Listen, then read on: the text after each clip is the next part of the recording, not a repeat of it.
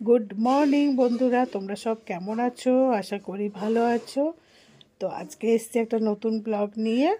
আমি সকালবেলায় এখন রান্না বান্না হয়ে গেছে, তারপর আমি বিছানাটা তুলে নিচ্ছি। আর আর একটাই শুধু রান্না আছে যেটা তোমাদের সাথে শেয়ার করব, সেটা অবশ্যই তোমাদেরকে দেখাবো। তো তোমরা কে কে ওই রকম রান্না করো তো সেটা বলবে অবশ্যই। আর দেখো আমার বিছানা তোলা হয়ে গেছে, বিছানাটা একটু ঝেড়ে নিচ্ছি। আর আমার ছেলে শুধু পারাপার করছে আর বলছে আমার ছবিটা যেন না থাকে। তো আমি বললাম যে না, তোর ছবিটা দেওয়া হবে না, আমি সব এডিট করে বার করে দেবো।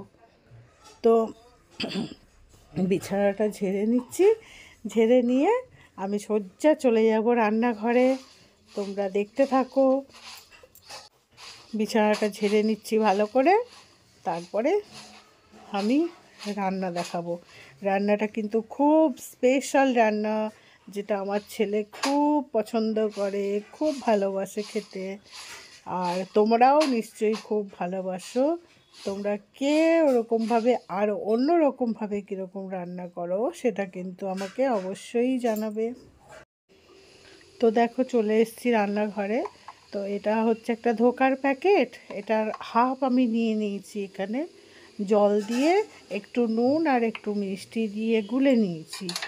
তারপরে এটা কি করব, আমি এটা শুকনো হয়ে যাবে যদিও। তো তেলের মধ্যে কিচ্ছু দেব না, এরকম এটা সিম্পল তেলের মধ্যেই দিয়ে শুধু নাড়বো। তো দেখো আমি যেহেতু এক হাতে ক্যামেরা ধরে আছি, তো তার জন্য ওটা ক্যামেরাটা নামিয়ে নামিয়ে আমাকে কড়াইটা বসিয়ে তেল দিতে হচ্ছে। তো দেখো একদম শুকনো করে নিয়েছি, আর ওই প্লেটটাতে তেল দিয়ে রেখেছি। এই যে তেল দিয়ে রেখেছি, প্লেটটাতে নামিয়ে নেব আর চেপে চেপে দেব। আর তারপরে আমি রান্নাটা আলু দিয়ে এটা একটু পাতলা পাতলাই নামাবো, কারণ টেনে নেয় তো। তো দেখো এরকম পুরো প্লেন করে দিয়েছি। এরপর ছুরি দিয়ে পিস পিস করে কেটে ভেজে নেব। ভেজে নিয়ে তারপরে এই দেখো ছুরিটা দিয়ে কাটছি। একটু শক্ত না হলে আবার সব ভেঙে ভেঙে যাচ্ছে, তো তার জন্য একটু একটু করে সাবধানে সাবধানেই কাটতে হচ্ছে এগুলো। তো এই দেখো বড়াগুলো ভেজে নিচ্ছি, বড়াগুলো ভাজছি। আর এক হাতে যেহেতু ক্যামেরা ধরে আছি, ওই জন্য বড়াগুলো নামাচ্ছি দেখো কীভাবে ছুঁড়ে ছুঁড়ে ছুঁড়ে ছুঁড়ে নামাচ্ছি। তো এরকমভাবে সব বড়াগুলোই ভেজে নেবো।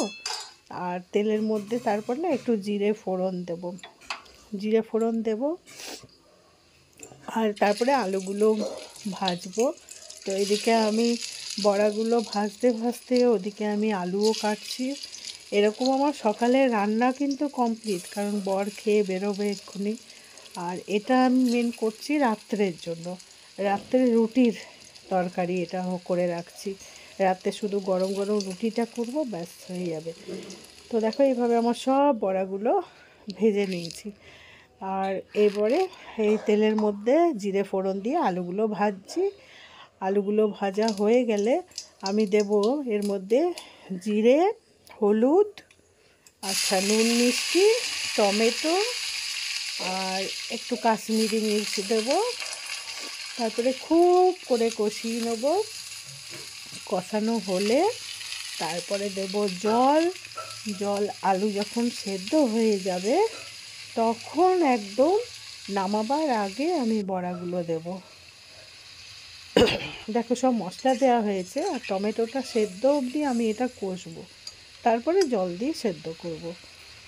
তো তোমরা ধোকা কিভাবে করো আমাকে জানাবে, আমিও সেরকমভাবে ট্রাই করব। আর এরকমভাবে তোমরাও করে দেখো, খুব টেস্ট হয় খেতে।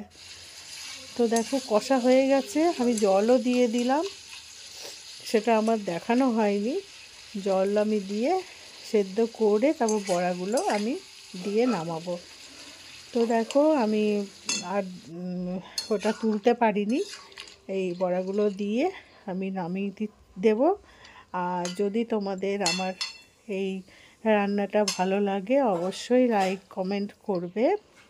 আর নতুন যারা বন্ধু থাকবে তারা অবশ্যই আমাকে সাবস্ক্রাইব করে দেবে। তরকারিটা দেখতে কিন্তু খুব সুন্দর হয়েছে আর খেতেও খুব টেস্ট হয়েছে, আমি চেখে দেখলাম। ঠিক আছে, টাটা।